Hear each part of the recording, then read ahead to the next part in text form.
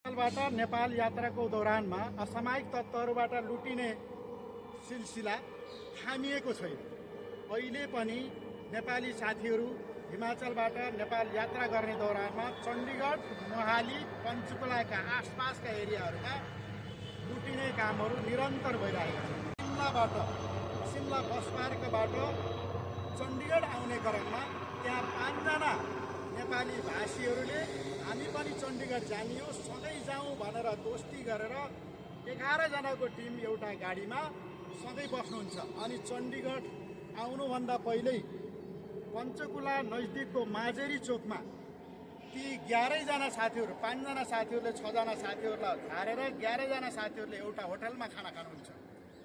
उहाँ होटलमा खाना खाइसकेपछि ती 5 जना साथीहरूमध्ये जुन असामयिक तत्त्वमध्येका 5 जना साथीहरू थिए, ती 5 जना साथीहरूमध्ये 3 जनाले 2 जना साथीहरूलाई, जो 6 जना ग्रुपमा भएका 2 जना साथीहरूलाई लिएर उहाँ चाहिँ नेपाली गाडी लिएर हाम्रो यहाँ जाउँला भनेर साँझको टाइम करिब 7 बजेदेखि 8 बजेको बिचमा रहेको त्यो टाइममा उहाँहरूलाई लिएर जानुहुन्छ। अलि पल्तिर गएपछि चिया पिलाउनुहुन्छ। चिया पिलाइसकेपछि उहाँहरू बेहोसीको हालतमा हुनुहुन्छ र उहाँसँग भएको प्रकाशजीसँग भएको करिब 45,000 जतिको नगद र मोतीलाल थारूजीसँग भएको करिब 25,000 जतिको नगद गरी 70-75 हजार बराबरको एउटा चाहिँ नगद लुट्ने र उहाँसँग भएका मोबाइलहरू लुट्ने काम हुन्छ। उहाँ नसाको हालतमा हुनुहुन्छ र अघिल्लो 13 तारिकसम्म, 11 तारिक भएको यो घटना 13 तारिकको बल्ल एउटा होटलमा, उहाँ पञ्चकुला स्थित एउटा होटलमा खाना खान भनेर उहाँले खाना माग्दै गर्दा त्यो होटलवालाले सोध्छ।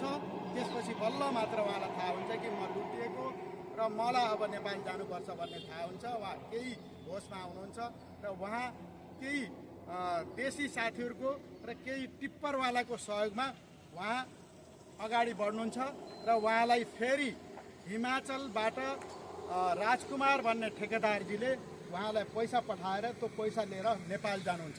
यस प्रकारको घटना उहाँ स्वयं एउटा भुक्तभोगी हुनुहुन्छ। प्रकाशजी, तपाईँ जब 11 तारिक हो सिमलाबाट चण्डीगढ आउनुभयो, 5 जना तपाईँले भनेअनुसार 5 जना साथीहरू जुन सिमलाबाट दोस्ती गरेर तपाईँहरूसँग सँगै आउनुभयो होइन, सँगै आउँदाखेरि यहाँ कतना उतारे भन्ने तपाईँलाई थाहा छ? एक्ज्याक्टली थाहा छैन, तर माझरी चोकमा तपाईँसँग हिजो हामी जाँदाखेरि जुन होटलमा तपाईँले खाना खानुभयो होइन, 2 दिनपछि 13 तारिकको जुन खाना खानुभयो त्यो एरिया भनेपछि त्यही एरियाको आसपास हो कि कस्तो लाग्छ तपाईँलाई? कुन एरिया जस्तो लाग्छ? 2 दिनमा अब यो सितालमा कहाँ घुमेँ त्यो थाहा भएन। त्यही पुलनी र मजुरी चोकनी र लास्टमा आएर त्यहाँ बसाएको। झर्दाखेरि पनि तपाईँले यसो अलिकति कि त्यो ठाउँ त्यो आसपास आए जस्तो लाग्छ कि लाग्दैन? त्यस्तो देखेन हिजो घुम्दा पनि। तपाईँ जो 6 सेक्टरतिर हामी आयौँ एउटा फौजी चण्डी मन्दिर थानाको पासमा, तपाईँले यो ठाउँमा त म आएको भनेर भन्नुभयो नि? त्यहाँ त क्रस गरेको त्यो त त्यतासम्म आउनु भएको थियो? त्यहाँसम्म त क्रस गरेको। त्यहाँ त कति बेरपछि तपाईँ झरेको जस्तो लाग्छ तपाईँलाई? तर फेरि पनि त हुन्छ नि एउटा चाहिँ यति बेरपछि झरिए होला भन्ने हुन्छ नि अनुमान। 10-15 मिनट, आधा घन्टा, 1 घन्टा अथवा 5 मिनट त्यसपछि। खासै टाढा त गएनौँ त्यहाँबाट धेरै टाढा गएनौँ हामी चाहिँ 2-4 किलोमिटरको नेरो फेरि तपाईँ झर्नुभयो भन्ने छ होइन। हिजो हामीले सर्च गर्दाखेरि पनि त तपाईँलाई त्यस्तो लाग्यो होइन? त्यहाँ त्यो ट्याङ्क भएको ठाउँमा त क्रस गरेकै हो हामी। तपाईँलाई जुन ठगी गर्ने ग्रुप छ, उमेर कस्तो कस्तो प्रकारको छ यसो बताइदिनुहुन्छ? उमेर यता त 45 भन्दा नै बढी थियो होला। अनि अर्को अलि यङ नै थियो त्योभन्दा 1 जना मात्रै थियो। दुईटा यङ थियो। मोटा पनि थिए? कतिको मोटा थियो? मोटा थियो एउटा मोटा थियो। हजुर। अनि केही टोपी लगाउने अथवा त्यस्तो केही थियो? टोपी त लगाएको थियो। कतिजनाले? 1 जनाले कि 2 जनाले या 3 जनाले? खासै त्यस्तो याद त गरेन। लगाएको थिए एउटाले लगाएको कन्फर्म छ, अरूले लगाएको त्यति याद छैन? याद छैन। तपाईँ नेपाल पुगिसकेपछि मोतीलालजी तपाईँको भाइ होइन? के नाम अरे तपाईँ दाई तपाईँको के नाम?